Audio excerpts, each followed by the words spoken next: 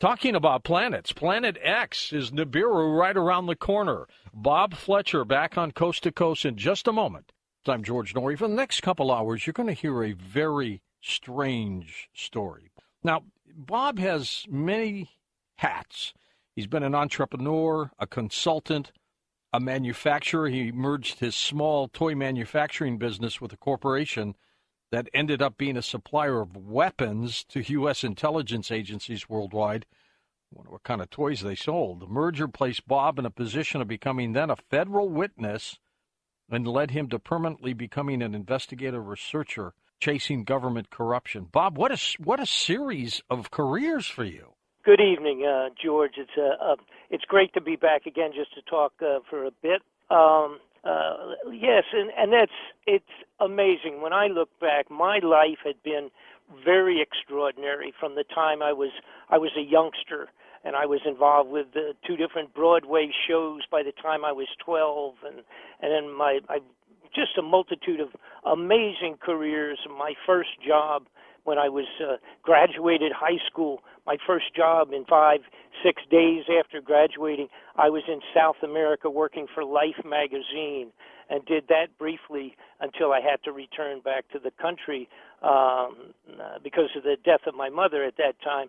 But my life has bounced around into and out of amazing adventures. It's really been crazy, and the craziest of all of it, and my lawyer once said to me, a lady friend for about 35 years, she said, you know, you've touched history many, many times in your life. And I started thinking back, and we don't have time. I don't want to waste time talking about all these extraordinary events, but they really have. It's been an amazing life. And as you mentioned, what happened, I was in I've been in several businesses of my own, besides working for several major corporations during different parts of my life. But when I was in one of my businesses, which was a toy business, as laid back and non-political and non-exciting kind of a thing, I guess. Most excitement was bringing some entertainment to youngsters with our toys. And son of a gun, if the corrupted government didn't send one of their guys in, unknown to myself, heading up a corporation that had, in fact, been involved for so many years supplying, they're legal weapons. It depends on how you look at it, I guess. But weapons for all the little wars that the intelligence agencies of our country are constantly generating. And one thing led to another. I merged with the company and then found out what was going on.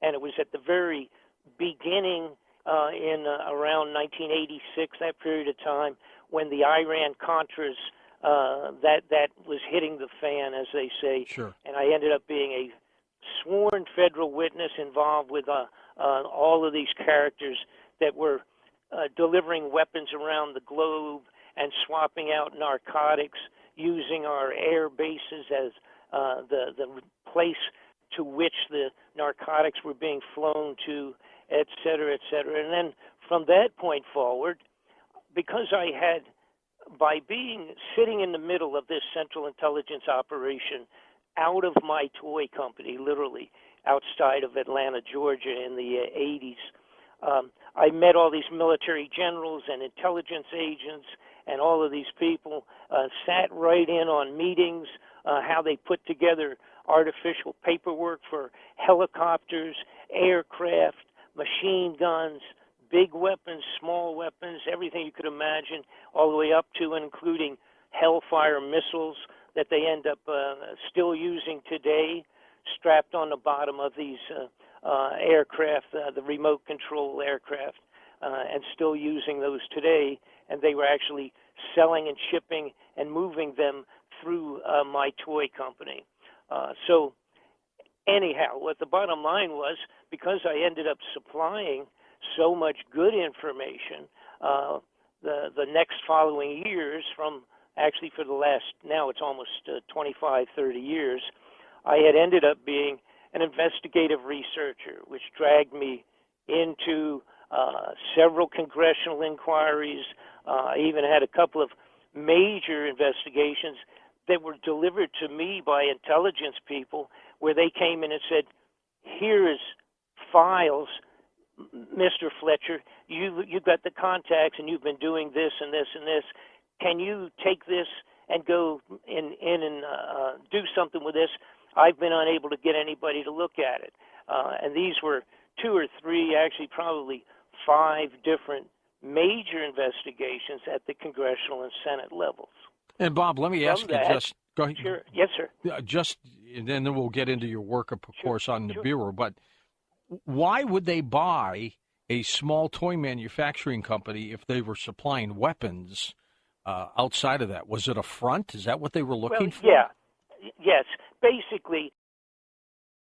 How in the world, sure. though, did you make the transition from all of that to investigating Nibiru and Planet X? Because all these guys that are involved with this high-level supplying, what they call supplying of weapons or supplying of air power, et cetera, they're the same people and had been a hand-me-down group. It's kind of like the mafia, and then a couple of guys from one part of it are involved with a few people of another part, and they are the ones that are, in one way or another, connected hand in hand in all of what I would refer to the worst corruption out of government, including things like assassinations of President Kennedy and things of that sort. I guess they all overlap. So what took place was during the early 80s, when I first became a sworn witness and became involved with it, senators, congressmen, intelligence agents, operatives, disgruntled whistleblowers, et cetera, et cetera, et cetera, they were contacting me and dragging me into all these other inquiries at a congressional level that, in fact, were always connected, to some of these same people. So I started doing, and I did an awful lot of it. We can't even get into all of it now. It takes a long, long time. It's very interesting, but it takes too much time. The bottom line was, a couple of years ago, it dawned on me, and I started investigating this unbelievable misdirection and the theft of giant money out of Washington. Not the multi-millions that I was used to chasing, and in all these arms deals and different narcotics, fraudulent bank deals, things that senators and congressmen get involved with, unfortunately, all the time.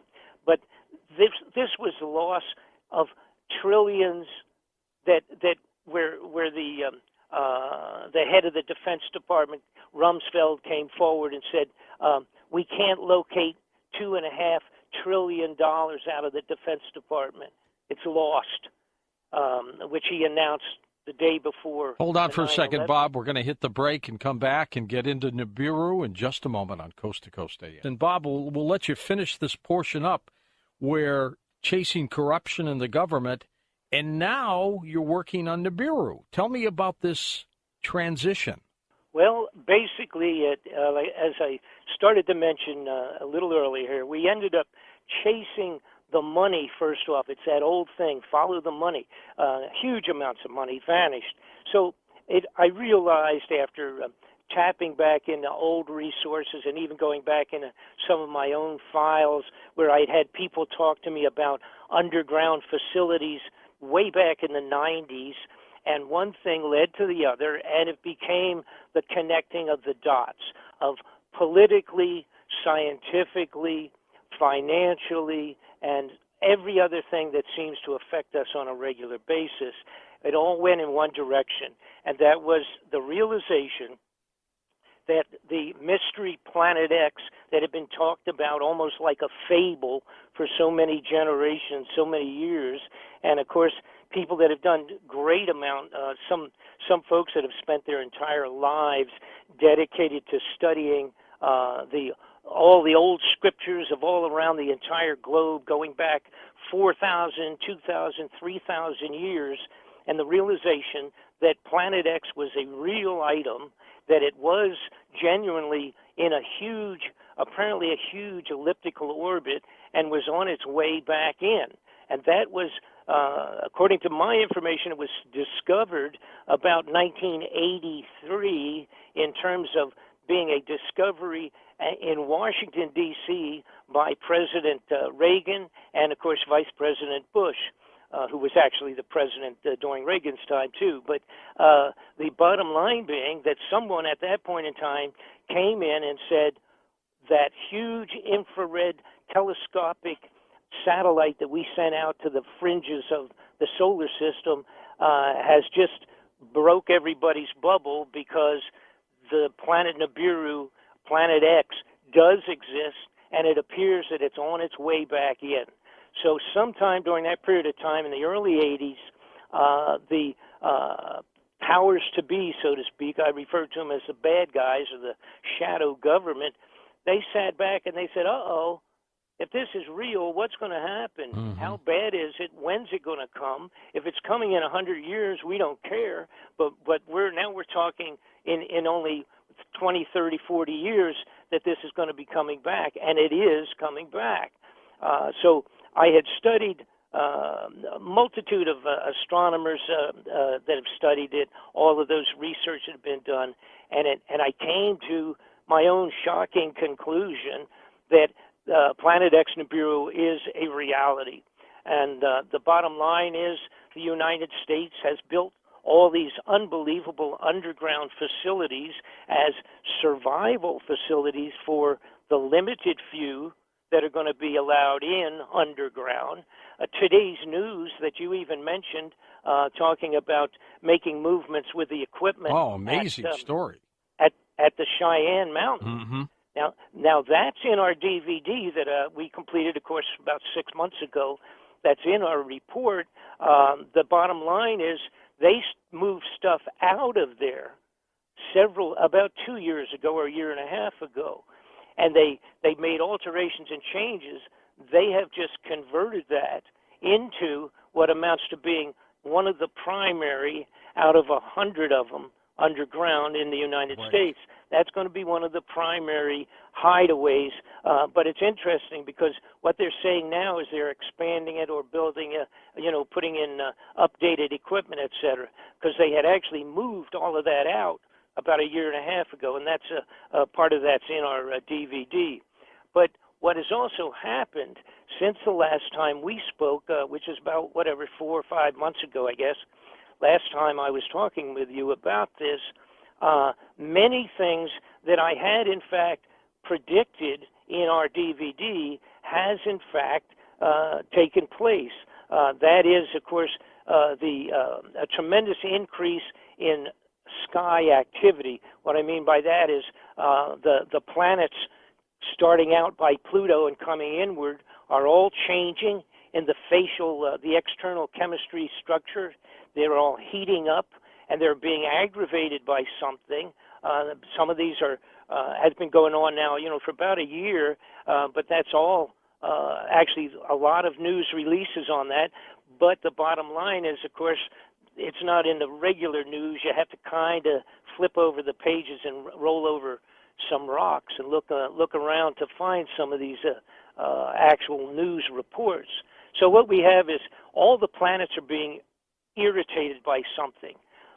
The sun now and is being irritated. people too are getting irritated, Bob, by something.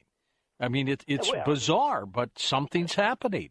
Yes, and it's easy when you can fall into a trick bag when you do a study like I ended up doing, because ordinarily I wouldn't touch the Planet X with a 50-foot pole, because it was something rather fell into the fanciful direction.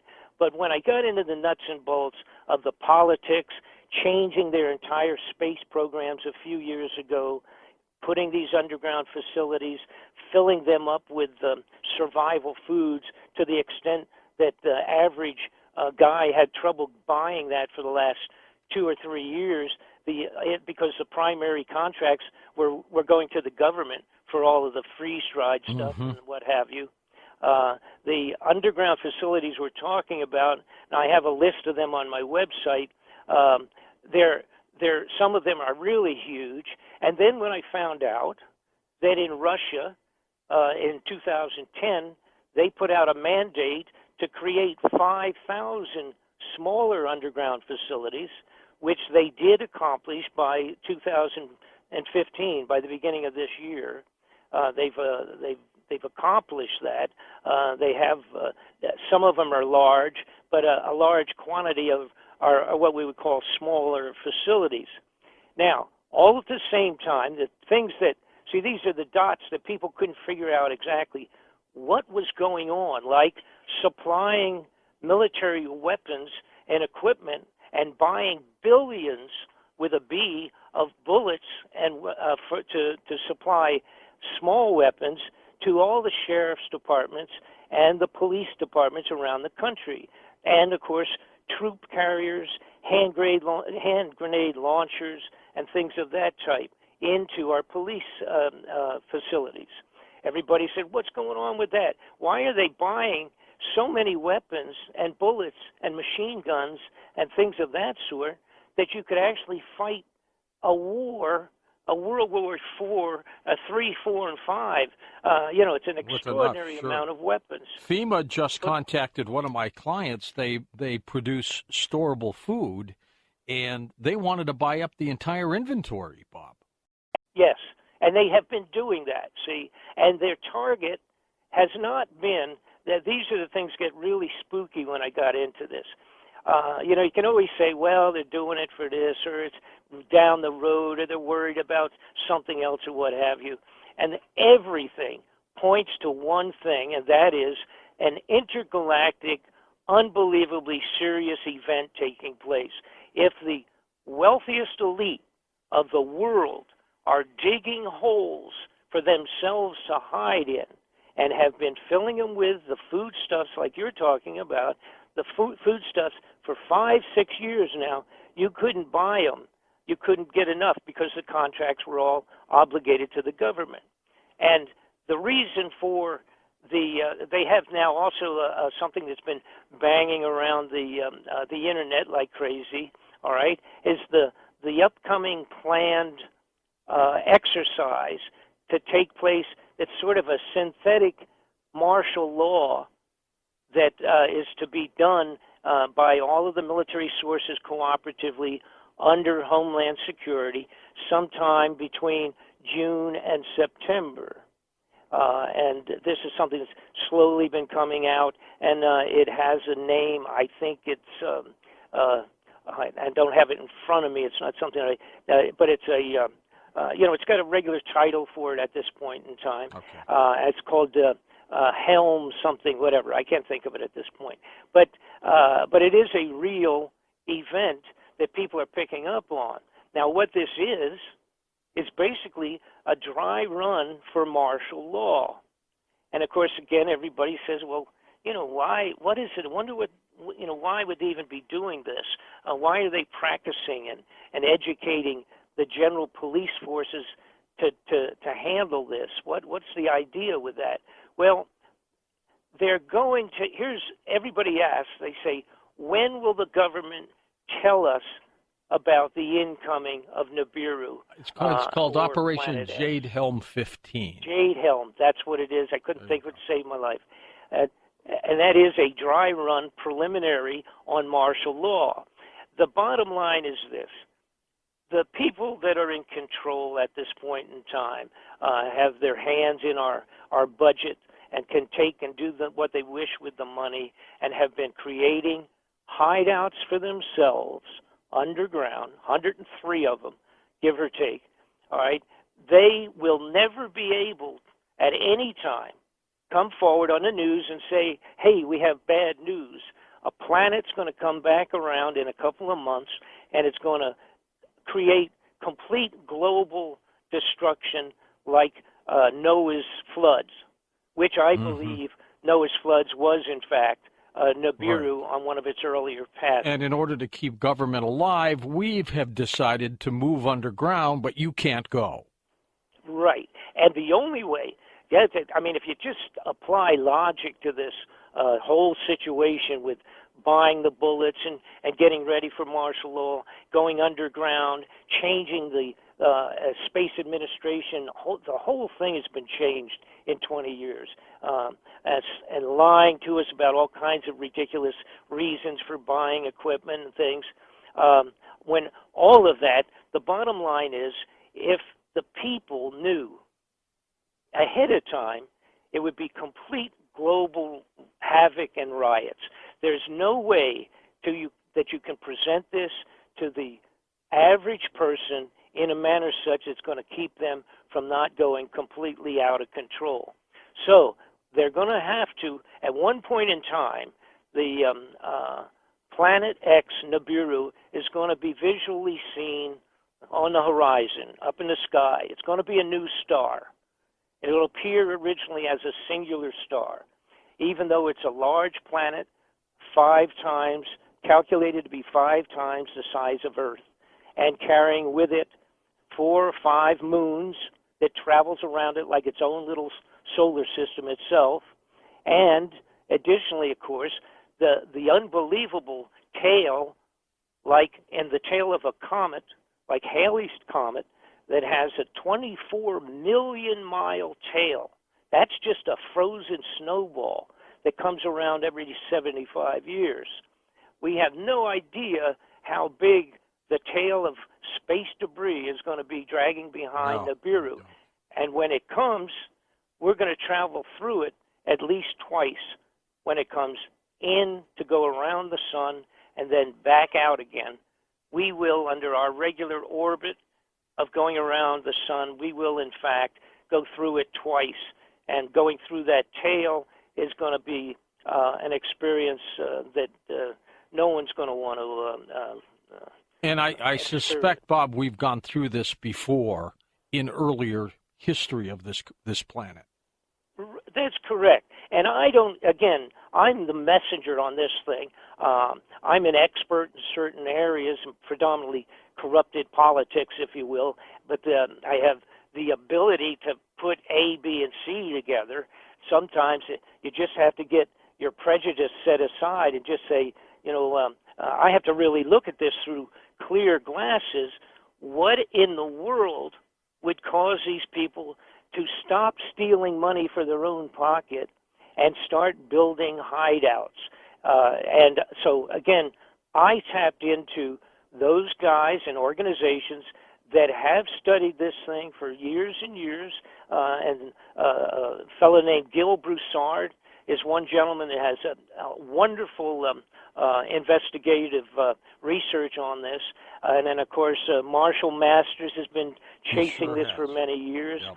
And the bottom line, what they've discovered, and many, many, many other people, including people that have been eliminated because they were high-level astronomers that were told to keep their mouths shut, and they are now deceased because they didn't keep their mouths shut. But the bottom line is, you're correct. It has been around. There is a debate between, let's say, Group 1 and Group 2 as to whether it's a 3,600-year elongated orbit, or if it is a lesser orbit of about 350 or 360 years. In that case, obviously, simple mathematics, that it would have been here 10 times in passing around close to the Earth, if in fact it's on a shorter orbit.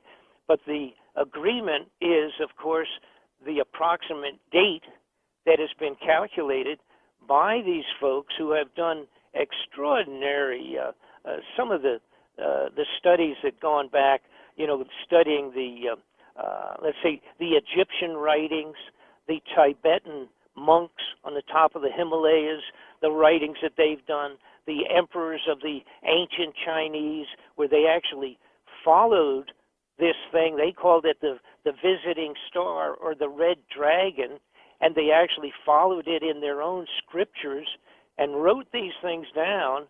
And you can actually verify most of these events to be true and correct times. In other words, you can verify pretty much when it had passed. So the question was, and these guys again, I'm not the astronomer. I don't pretend to be an astronomer, but I understand it. And the bottom line is that it has come by. It has been logged in the diaries of these ancient cultures, in the Bible. It's described in biblical writings.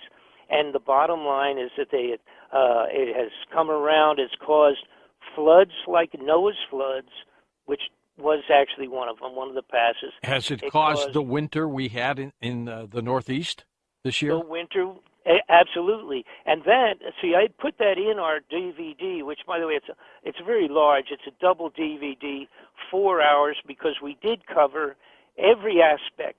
4 the Vatican's hours? involvement Wow. in all of it. That's a long time. Well, and then what we put in there, as a matter of fact, which is amazing, was I had just analyzed it, and I said the winter of 2015 that we've just been going through, I said it's going to be the craziest, the worst winter the United States had in hundreds of years because of Nibiru. Now we have today President Obama mentioned the fact in an interview with, I think it was CBS, a sit-down interview. He was talking about the climate change. Well, it's not because we were smoking too much. It's not because we had too many smokestacks coming out of the factories and all. The climate change is taking place because of Nibiru's effect. Let's talk more about that. Hold on, Bob. We'll talk about that climate change effect. Nibiru, Planet X. What kind of catastrophe when it comes by? Bob, you discovered some kind of warning from the Space and Science Study Group that was sent to the president. Can you tell us about that? Yes, that was kind of interesting. Like many of them that have been drifting around from high-level people, there's a scientific non-profit organization. Actually, they're based out of, I think, Orlando, Florida. And about, I guess now probably it's a year ago, they notified the president with totally a separate but a very specific, a non-requested study. And they said, basically, Mr. President, we want to warn you that we have done our calculations, et cetera, and that the Earth is heading towards a period of time, in only a short period of time, where we're going to be experiencing climatic conditions that are going to be non-reversible for a long period of time, et cetera, et cetera. Now, they didn't mention Nibiru as a cause. Some of these organizations, even if they were pretty sure that was what it was, they won't say much. But they were, of course, this was reflected only about 9-10 months later. Again, this is maybe a year ago this was sent out, where we have this extraordinary winter, and it is a global thing. You know, if you don't, and most of us don't do this, if you don't pay attention to what goes on in Malaysia and Russia and China in terms of the weather. But the global condition of the weather has been record-breaking at least for like 4 years. And then, of course, we saw what happened in our winter here. Nibiru is sort of functioning, I call it kind of the bowling ball effect.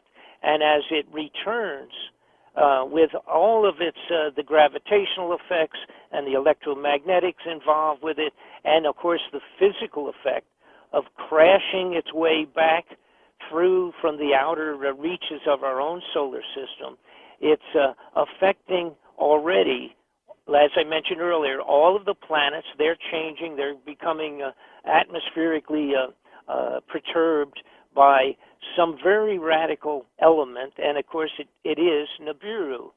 And it's affecting other planets in the solar system too, not just ours. Correct.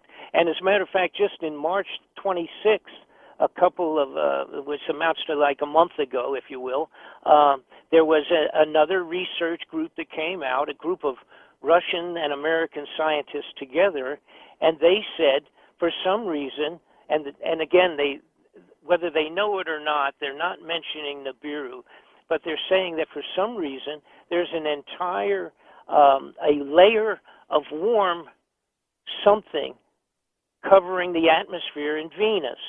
They don't know what it is.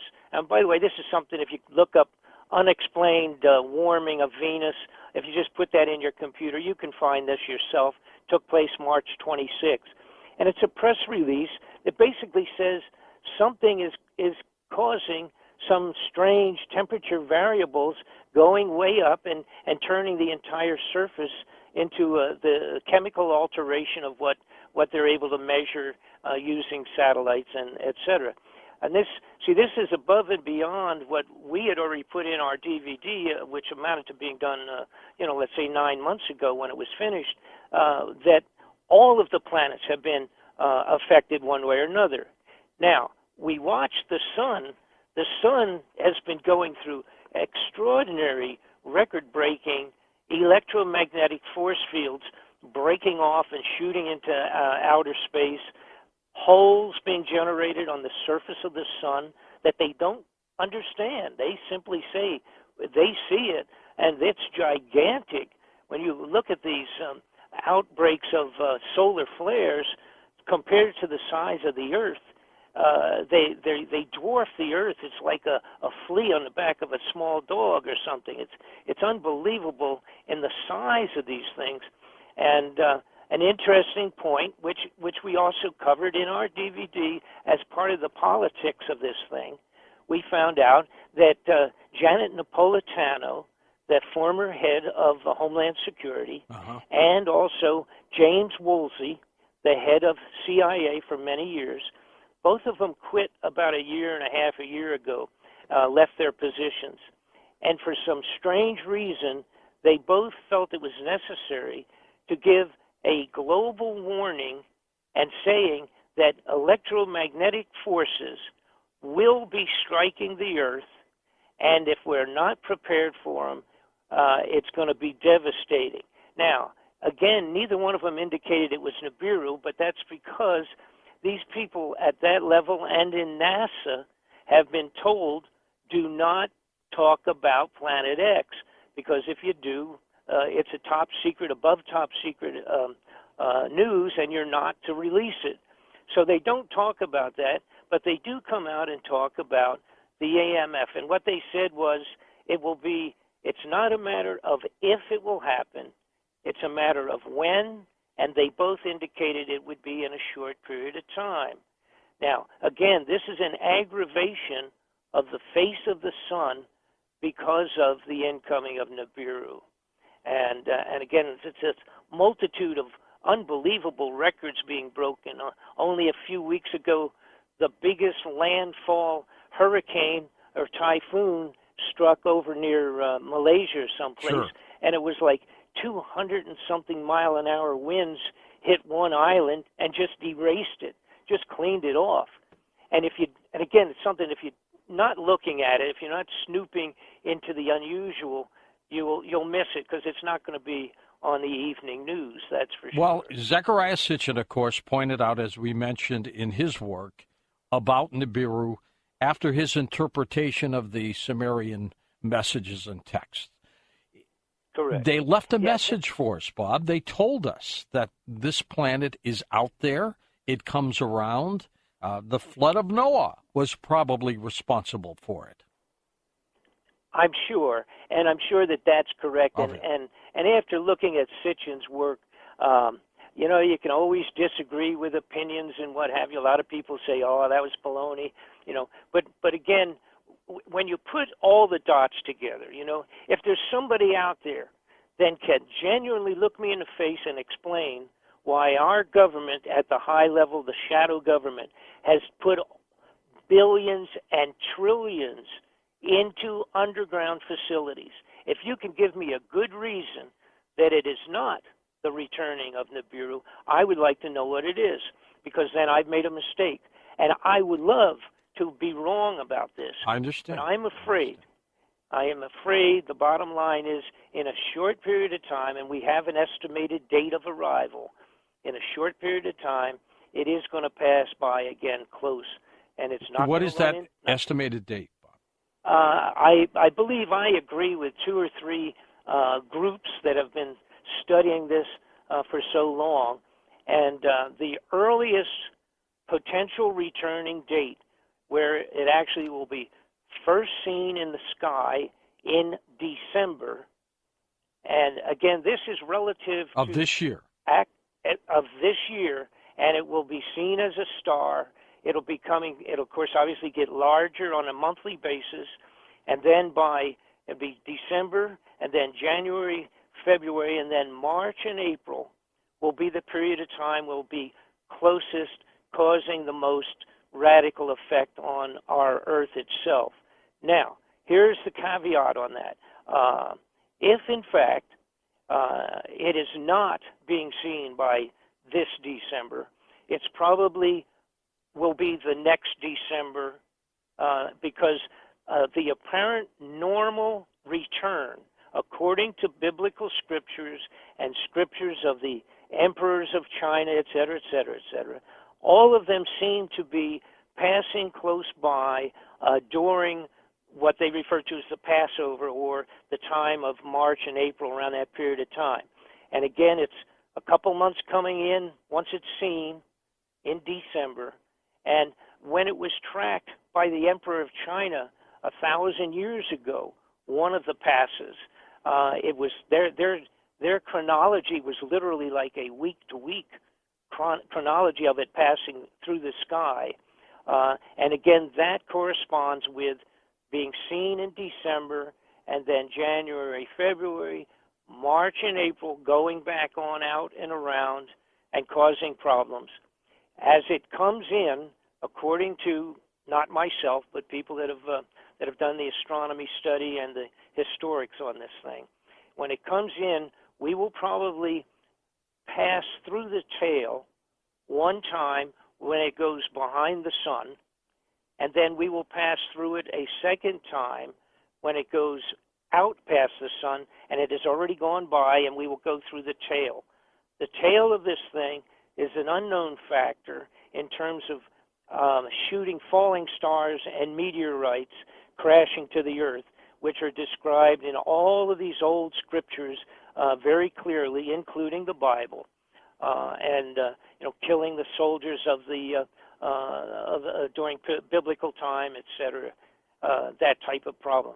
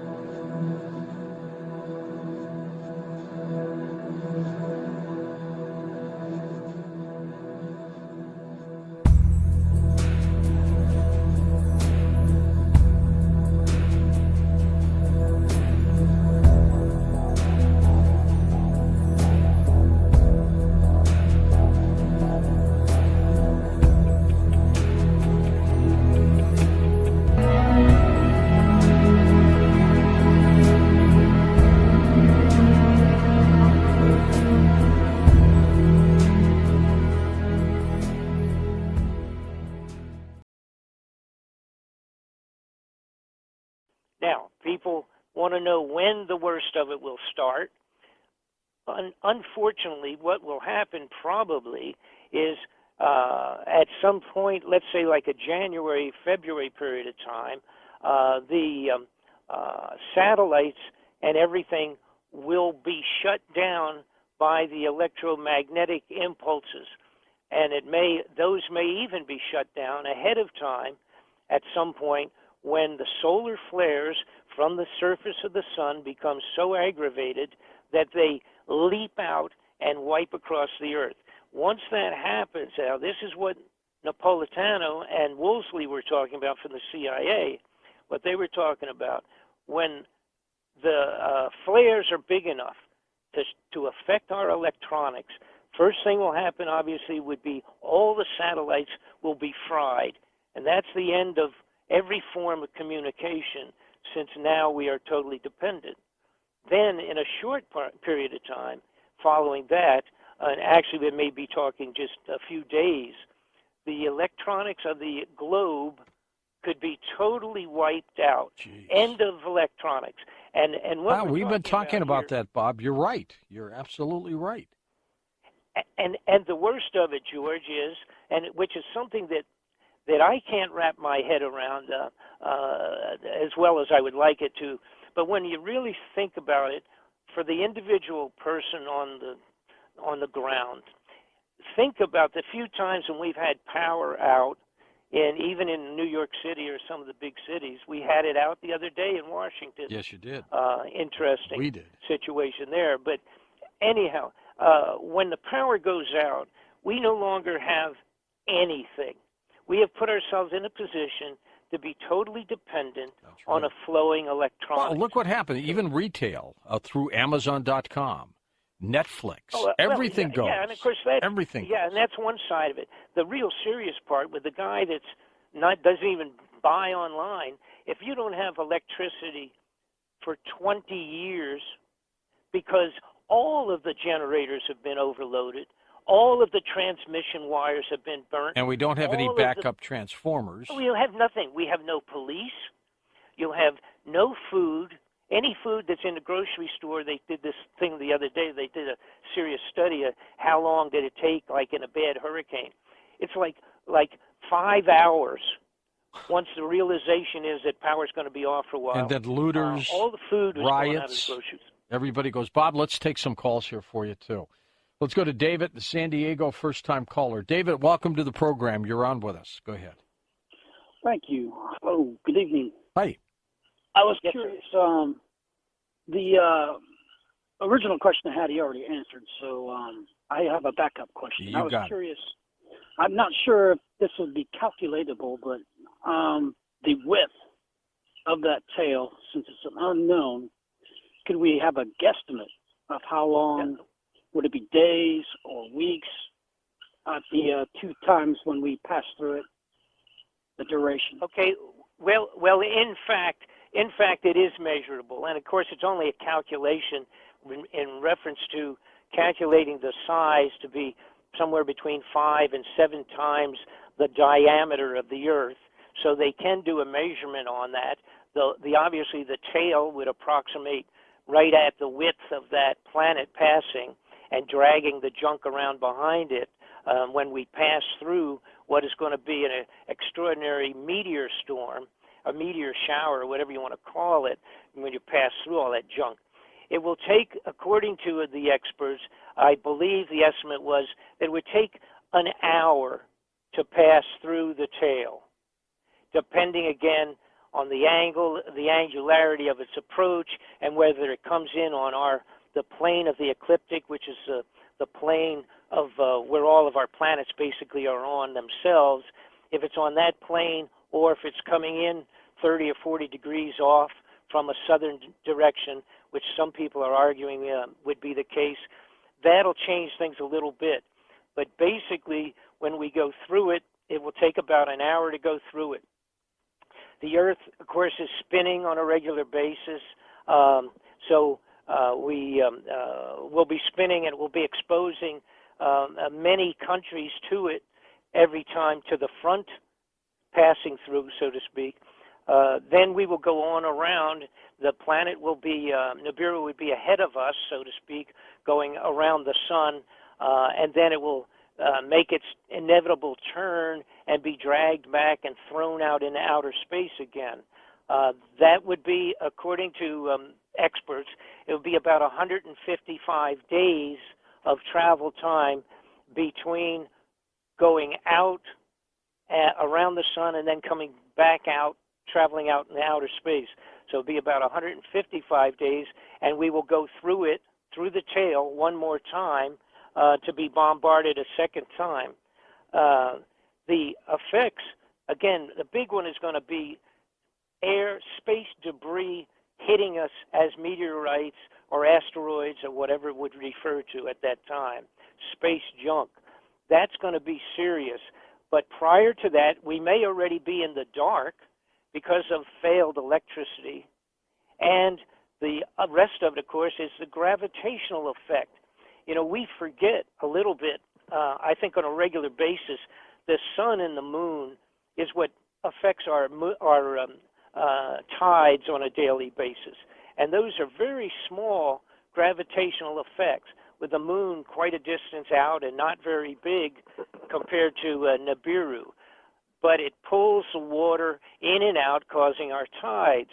Now, when you have something that's a solid, dense, which they're assuming that it is by calculation, this dense rock going around the size, 5 times the size of Earth, the gravitational effect could potentially be exactly what happened during Noah's flood, and that was that the oceans were literally yanked out of the seabeds and thrown up on the shore. And not counting the potential tsunamis like the one that we saw a couple of years ago when it wiped out 2 or 3 parts of the Far East, with that one tsunami that was set up only by a medium-sized earthquake in the ocean. When we have a multitude of school bus-sized space junk hitting into the oceans all around the globe, we will have tsunamis that are going to be immeasurable. Bob, we're going to come back and take some final phone calls with you next on Coast to Coast AM. We're going to come back in a moment and take final phone calls with Bob Fletcher as we talk about Planet X. He thinks it's right around the corner. Hey, by the way, special promotion going for you to watch Beyond Belief, our television program. It's an incredible offer. Simply go to this website and fill out the information at www.beyondbelief.com. Okay, back with you, Bob Fletcher, our special guest, as we talk about Nibiru. His DVD, by the way, and it's a big one, 4 hours long. It's called Incoming, the only expose of the incoming of Nibiru. And let's go back to the phones here, Bob. Let's go to Tom in Seattle, Washington. Go ahead, Tom. Good to have you with us. Good. I'm glad to be here. First-time caller. The reason why I think your call screen let me through is because I talked to Mr. Gil Broussard approximately 2.5 hours this past Monday after I got the information. A lot of what your guest is saying is right in line with what Mr. Broussard was explaining to me. Basically, the number that he gives is 7x, which means 7 times the size of Earth, and he bases this on research done in China while he was there for 9 months on the Chinese text that your guest was talking about. Sure. And basically the idea is this, and he's right, that there's a point at time around the March 26th time frame where we're going to be very close to this thing, and it's going to have a detrimental effect on the Earth. And basically, a lot of people say a flip of the poles. It's not a total flip. It's only a tilt of about 26 to 28 degrees, and he determined this from Scripture, the sun moving backwards in Scripture in the Old Testament. Doesn't take much to create some havoc here, does it? Right, and it will create some havoc, and then it's not going to leave us there. We're going to tip, but because of the Earth, you've heard of the concept of the electric universe? Yes. Okay, based on that, what's going to happen is as it comes by, it's going to cause a flip. It will then bypass and go on its way. The sun is going to rewrite us back to where we're supposed to be or very close. It will do some damage along the low coastal lines, But alongside of that is going to be some horrendous windstorms. And basically the water's going to split north and south because it's going to slow the rotation of the Earth, allowing the waters to move back to the poles instead of away from the equator where the majority of it sits now because of the centrifugal force of the rotation. So yeah, the guy is really dead on a lot of his stuff. He's actually done a lot of math and science. You should look him up and maybe get another guest on because he can give you so much information that'll just wipe you right off. What's interesting is so many people are beginning to say, Bob, the same thing. Right. Well, you know, and again, I tracked it originally, like I say, just starting from a political point of view. I was just trying to figure out what would you do with all this money that they've apparently stolen, you know, and then, of course, it's been going down into the underground facilities, and it's a worldwide thing. And then when you look from that and then you say, well, what in the world would cause that? Then I was aimed, obviously, towards the Planet X, and I got into Gil Broussard's material. His stuff is great. He really did a good job on it. And the big difference is I was able to, moving just away from the science, so to speak, of the astronomy of this thing, and then put together everything else, and it's absolutely nothing else that makes sense. And amazingly, like in the Bible, I think there's this fantastic, in Revelations, just literally, whether you're a Christian or call yourself something else, it doesn't make any difference. If you refer to the Bible even as a good text for history, the Revelations is amazing because, for one thing, it talks about the effects of a 26-degree tilt, which is apparently what did take place many years ago on the face of the Earth. That's not a lot on one hand, but if it happens in a short period of time, it certainly is going to do a number. And what was amazing, I thought, for myself is in Revelation 6:15, 16, it says that the kings of the earth and the great men and the commanders and the rich and the strong hid themselves away in the caves and the rocks of the mountains.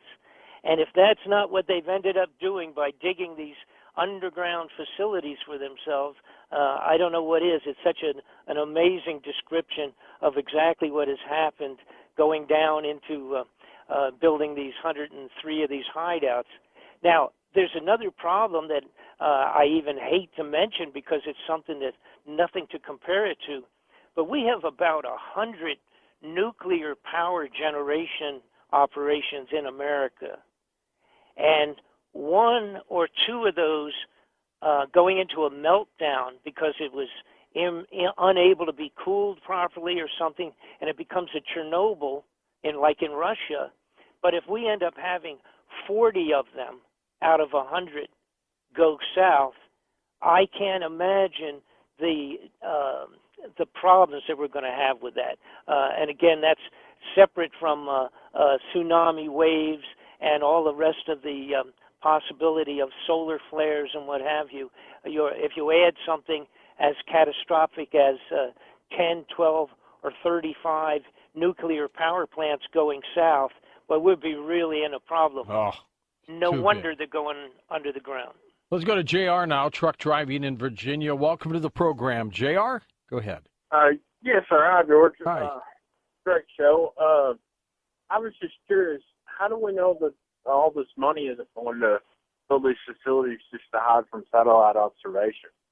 I say that again. I'm sorry, all the money what?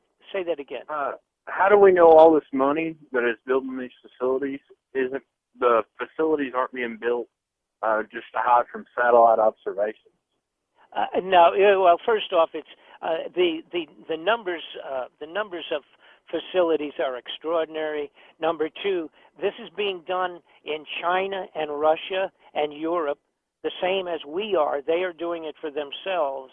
And in China, for example, they have them so large. And by the way, George, we have live footage and photographs of not all of them, but of many of the facilities on the DVD, so people get a handle of the size of these things. The ones in China are so large that they are hiding away entire battleship fleets, fleets of aircraft, and over 3,000 intercontinental ballistic missiles underground in China in advance. They're already in there, not counting the facilities that have been set up for foods, foodstuffs, and for saving their own lives. It is going to be one heck of a moment when it comes close, Bob, isn't it? It certainly will. And again, now we have a manner by which we can be aware of, let's say, when the last ticking of the clock is being moved into position. And that is when they declare martial law in America for any reason whatsoever. And I'm assuming it will be, this is from as an excuse, analytical assumptions, this will be a few months before December. All right. Now, whether it's this year or the following year, I'm not positive. Gil thinks it's going to be this year, December, when it's seen. That means they will have to have martial law in effect a couple of months before 100,000 junior astronomers, the amateurs, start seeing this up in the sky. They got to already have control of the masses. And they will. They will report. The amateur astronomers will let us know what's going on, like crazy. So I mean, once you get something that is familiar to the astronomers that spend all of their time watching the stars, all of a sudden there's going to be a pretty good-sized star starting to get larger on a weekly basis. As soon as that happens, they already back off of that. It has to be. They have to have military martial control of all of the Americas, for the most part, before that's a time of visitation. In other words, before it's visibly seen by, like I say, 100,000 amateurs in any given week. They're going to be all over the place. But by the time that happens, they're already going to have martial law. So when you see them coming in with talking about several, let's say, there's three reasons why they'll utilize. One can be something like Ebola or a disease. That might be a reason for martial law. The other might be that this ISIS or any other terrorist group carries out 4 or 5 major 9/11 events in the United States, and then that would be perfectly well for martial law. The other one could be the possibility of the outbreak of what would be considered on the verge of World War III.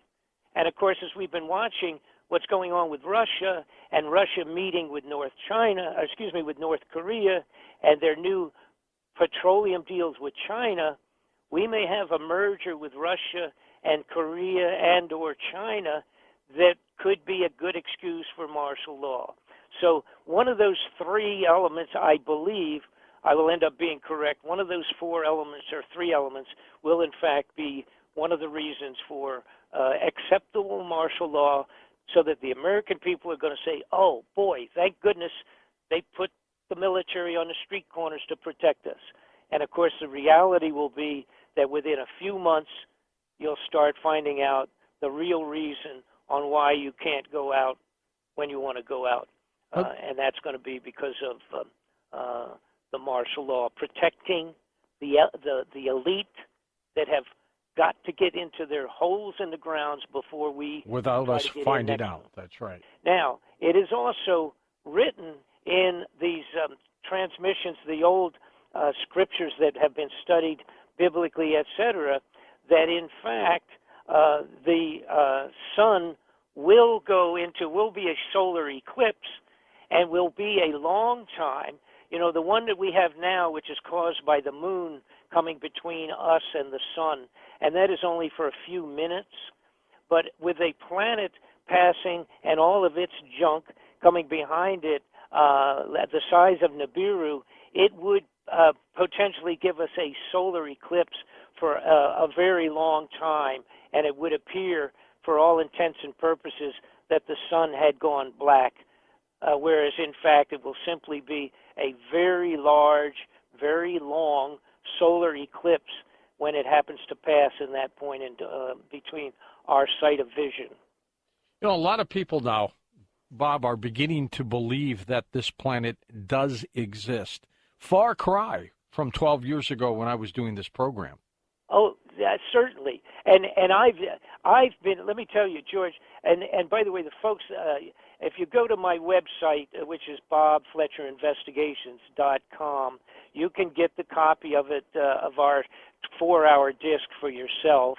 You can drop me a note at Post Office Box 216, Bayview, Idaho. That's Box 216, Bayview, Idaho 83803. And the 2 discs are $24.95. We pay for the shipping. If you want to drop me a note, please do so, and I'll send you a little catalog of the other material that we have on DVD. But the point is, I have been shocked at the acceptance and the understanding that's already out there about the potential of Nibiru. We had a remarkable reaction when we first put the DVD together and made it available to people. Worldwide, George, the reaction is surprising, and people that have all of their own stories and their own reasons and their understandings of what's going on and that want to know the rest of the story. I was surprised today, as I mentioned it briefly, the president was talking about the climate change, et cetera, and he mentioned something that I had included in the DVD that a lot of people were not aware of, and that is that for the last few months, actually I guess it's about a year now, that the high tides in Miami Beach, every day the high tide moves into Miami Beach City proper about 5 blocks. And that is because the water level has raised at the Miami Beach, that level down there, from melting glaciers. And they're melting from, and these are new reports, brand new in the last year or so. The glaciers have been melting from underneath the basic ice cap. And including in Antarctic, this last week, it was 62 degrees in the Antarctic. A record breaker for the first time ever has gotten that warm on a peripheral area of the Antarctic. So the change is already here, and there's a good reason. It's not like that scientists and astronomers can't figure it out. The ones that understand it, like at NASA, have been told to keep their mouths shut or they will be prosecuted because it is a top secret classification. Fascinating discussion on a topic that a lot of people just didn't accept years ago, but they're starting to talk about it now. Thanks, Bob. So what we're going to have, if we can sum it up, I want you to elaborate on this. When this occurs, we're going to have meteor showers, we're going to have tsunamis, we're going to have earthquakes, we're going to have everything kind of happening at one time. Is that correct? Yes. What's interesting is the data points in the Bible of the stories are not by accident. They're giving us the data for the last story of the Bible. They're giving us the we can combine the data and look at the model and expect some interesting things to happen. It says in the Bible that this next pass is the worst time in Earth's history. The worst time in Earth's history. The worst time in Earth's history is the literal quote out of the Bible. That's a pretty bold statement. Everybody needs to get their act together, don't they?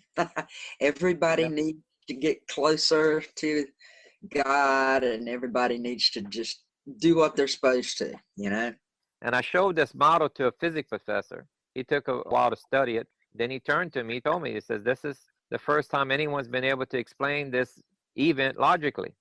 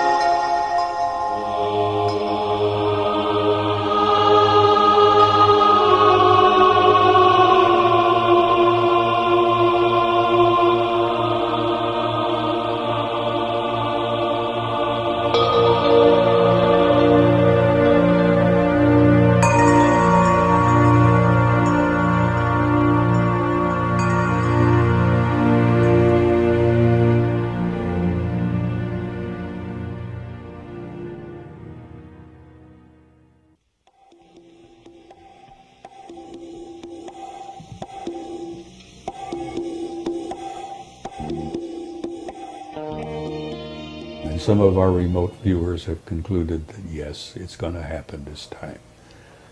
That we and it will be on the same side of the sun at the same time.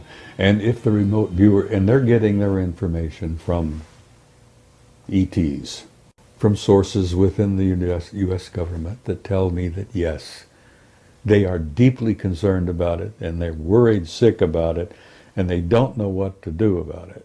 What could the government or anyone else tell you? What could they say to you? Would they tell you that grab your hat, dig a hole, hang on? He says, oh, it seems to be a rather nice planet, and we know about it, and all we need to do is name it. Incredible race of humans does have a future, and it is in the stars. Mm-hmm. And we are going out there to reclaim our rightful place.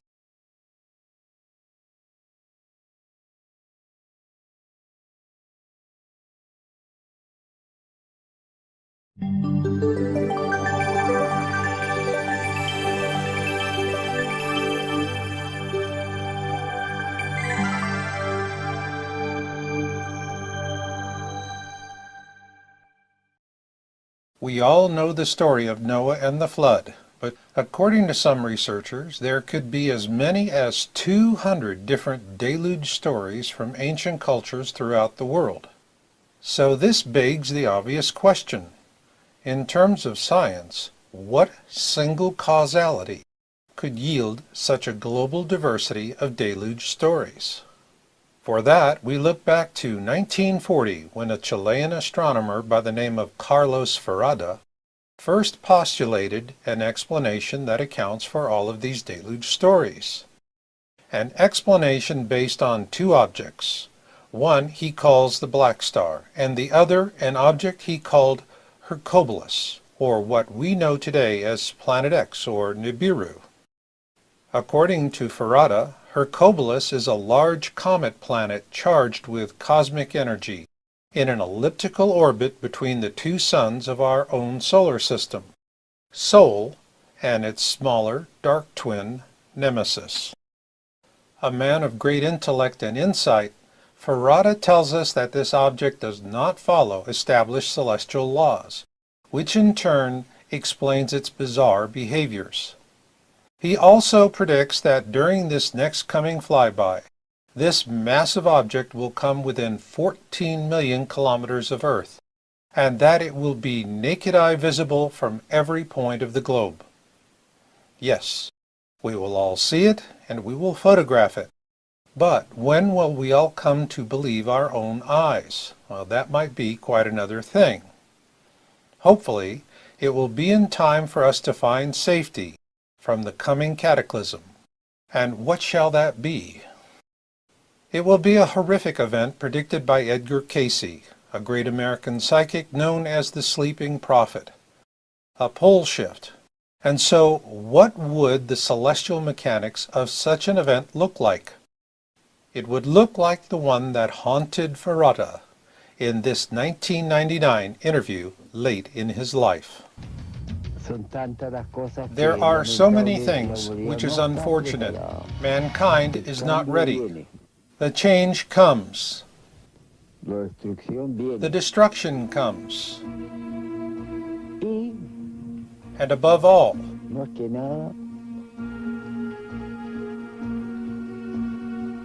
will affect humanity in its existence, in its production, and in its own substance. As our research team watched Farada in this interview, what tore at our hearts were not his words, but rather the obvious pain of awareness etched on his face. We know that pain all too well, for it is an echo of our own, and the knowing of a horrific cataclysm to come, and that which causes it. And so we call it the Farada-Casey pole shift, and it will happen when these massive objects pass close enough to gain a lithosphere lock on the Earth, thereby pulling the skin of our planet around. This will cause the pole shift predicted by Edgar Cayce over 90 years ago.